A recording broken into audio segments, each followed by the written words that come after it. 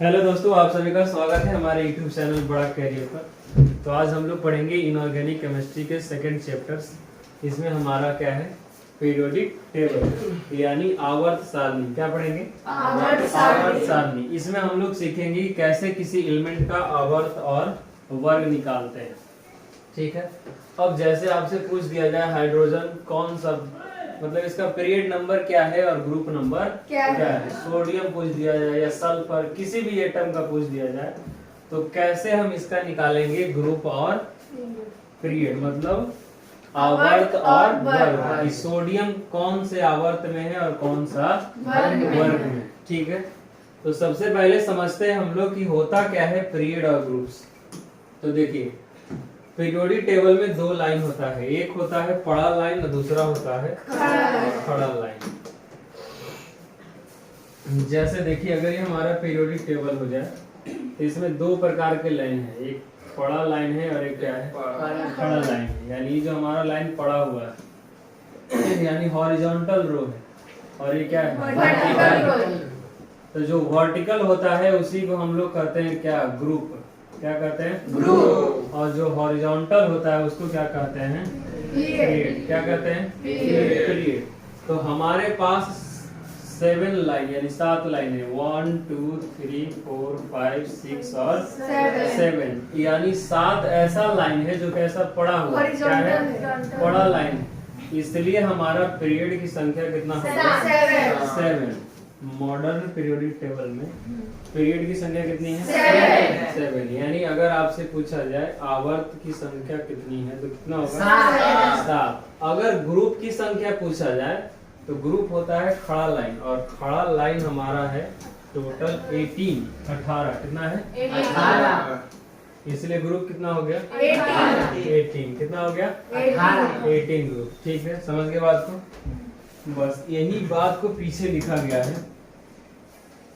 कि horizontal row are called period and vertical column are called groups. यानी जो पड़ा रेखा है यानी पड़ा लाइन है वो आवर्त होता है, जो खड़ा रेखा है खड़ा लाइन है जो क्या होता है, वर्ग होता है। कोई दिक्कत?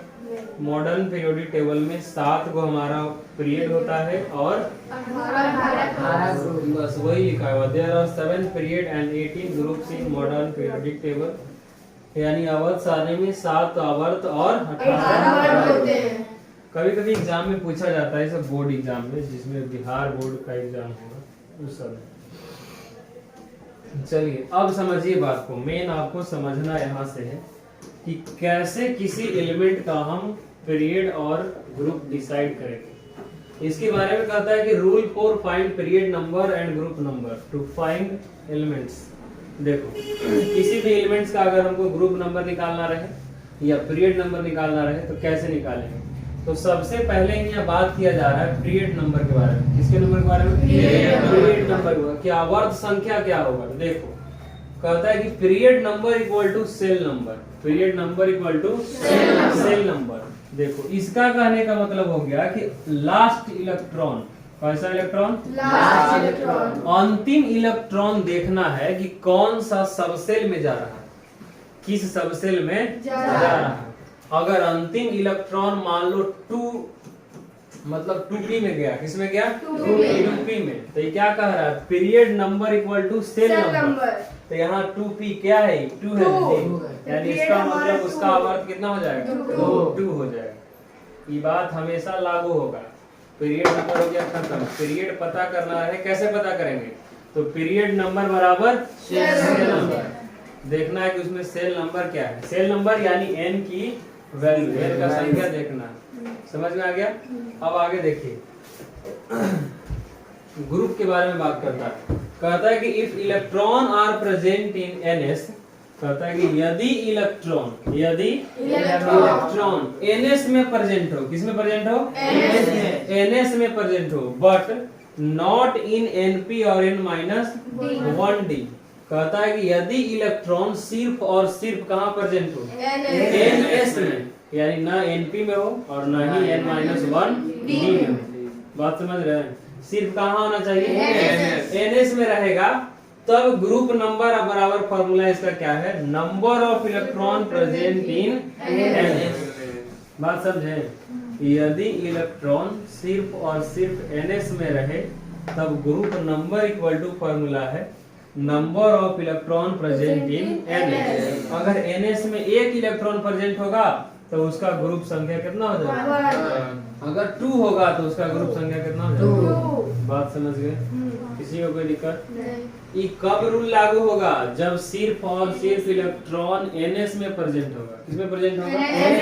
ns में। अगर इलेक्ट्रॉन ns में प्रेजेंट है, np में नहीं है और न ही n-1 d में है बाबू, तब हम लगाएंगे जो ns में इलेक्ट्रॉन का जितना संख्या होगा वही हमारा हो जाएगा ग्रुप नंबर। कोई दिक्कत इसमें नहीं। आगे समझिए, आगे कहता है कि if electron are present in ns। समझो, अब कहता है कि इलेक्ट्रॉन ns में भी है और np में भी है।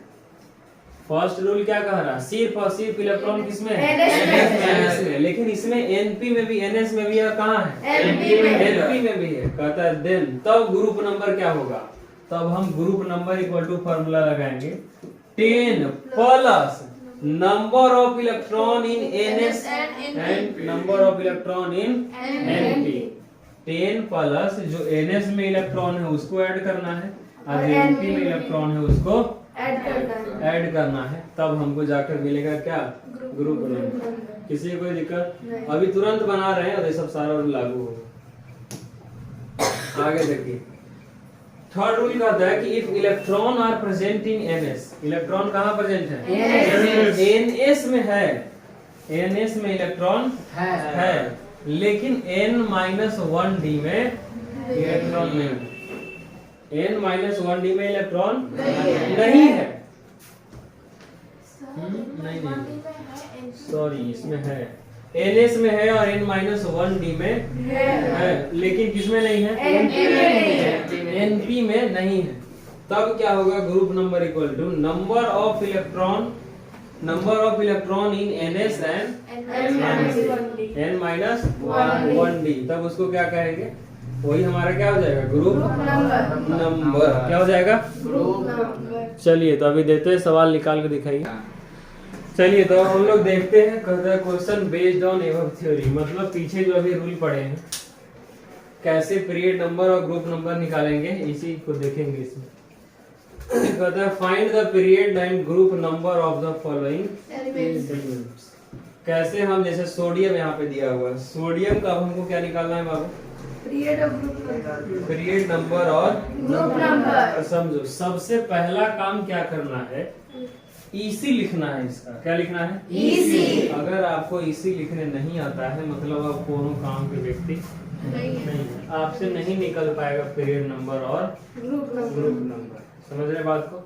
तो सोडियम का एटॉमिक नंबर, इसका मतलब इसमें इलेक्ट्रॉन भी 11। एटॉमिक स्ट्रक्चर पढ़ा दिया गया है, चमकना चाहिए सब दिमाग में कि हमको सोडियम कह रहा है मतलब electron, proton, neutron, atomic mass, ये सब चमक जाना चाहिए एक बार।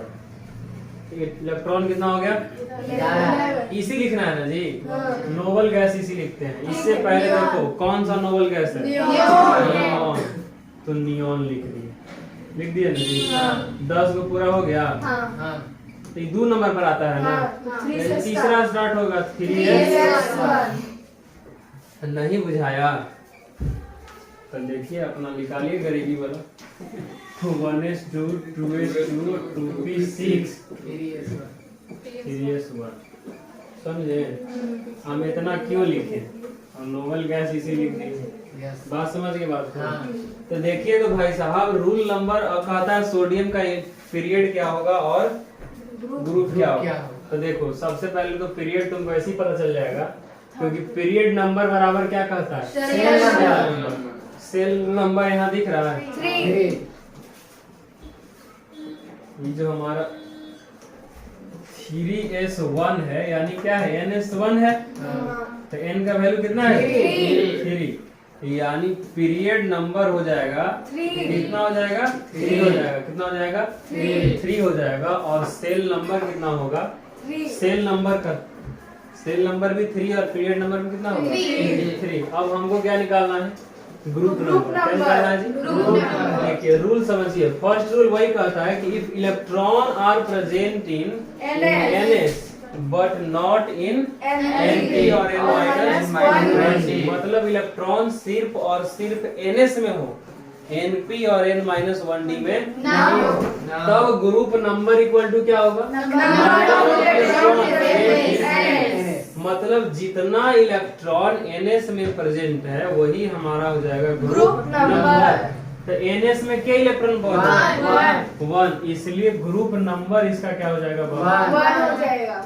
बात समझे? हाँ, तो ये सब तभी चमकेगा जब आपको EC आएगा। EC नहीं आएगा तो आप कुछ काम करेंगे।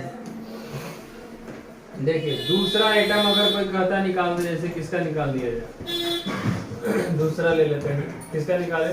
दूसरा बोलो कोई। क्लोरीन 17 होता है एटॉमिक नंबर। चलिए इसका EC लिखा जाए सबसे पहले। तो EC लिखा जाए तो देखिए आप ई वाला EC लिखने में ज्यादा टाइम लगेगा। नोबल गैस EC लिखिए। तो नियॉन 10 नंबर पर हो गया। 3s 2 1 कैसे इलेक्ट्रॉन है ना जी? और फिर इसके बाद क्या आ गया? 3p5 क्या होगा? 5 17 इलेक्ट्रॉन ही है ना? तो 10 2 12 5 17। कोई दिक्कत? समझ गए? तो देखो सेल नंबर क्या है इसमें? 3 है, दिखाई दे रहा है ना? तो सेल नंबर इसका मतलब पीरियड नंबर इक्वल टू 3। क्या होगा? 3। अब ग्रुप नंबर पूछ रहा है ना जी? जानते हैं सर ग्रुप नंबर कहता है क्या इसमें? देखो NS में भी है और NP में भी है ना?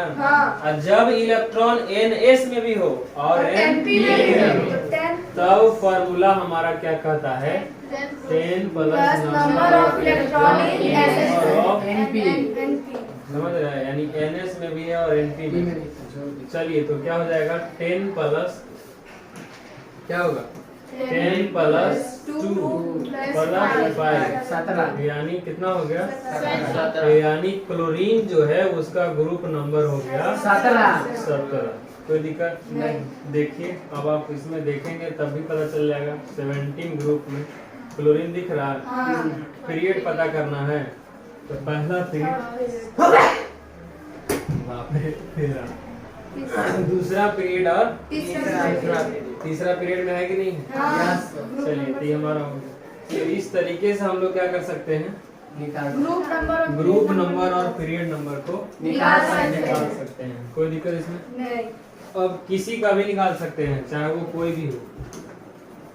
अब देखिए समझिए बात को। बस तो इसमें हम लोग यही सीखना है कि पीरियड नंबर और ग्रुप नंबर कैसे निकालेंगे। अब किसी भी एटम का जैसे आयरन का भी निकालना है तो आप आयरन का निकाल कर देख लो, सबका आंसर सेम ही आएगा। कोई दिक्कत इसमें नहीं। समझ गए बात को? तो ये लेक्चर अब इतना ही पे रहेगा। हम लोग अगले क्लास में पढ़ेंगे ब्लॉक क्लासिफिकेशन। क्या पढ़ेंगे? Block classification.